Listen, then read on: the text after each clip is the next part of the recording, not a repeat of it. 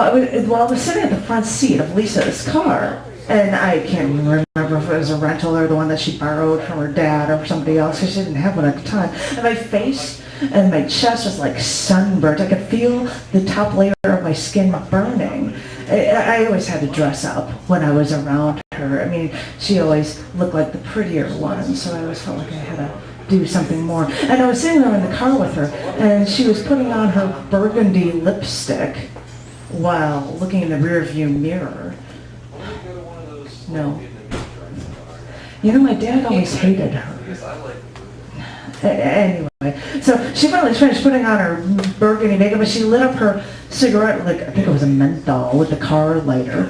And I asked her, because we had just pulled into that strip mall, I think it was on Davis Boulevard, I don't know what it was, and David, who was sitting in the back seat, he got out and he went in. And the thing is, he sounded really down and quiet. Normally he's very talkative, and I'm like, Lisa, what's up with David? What's going on? And she's like, well, I think actually that he's like, you know, I know he's going in to get smokes, like Marlboros or something, because he always had to get something that was cooler than the ones that they would get in Canada, because they always had like 2 rows of 10 versus 2 rows of 7 and 1 of 6, and the cigarette packs, and they were shorter or whatever. But it was the closest thing that they could find.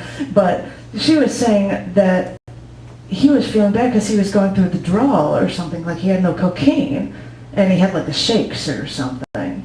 Well, I don't know if he was having the shakes. It was just whatever you get when you don't have cocaine for a while. At least that's what he was going through. And so I was sitting there mad after she told me that, because, you know, he was all screwed up in this whole trip in the first place. And the other weird thing is that he wouldn't even bother telling me this. And then when he got back in the car, I had to act like absolutely nothing happened.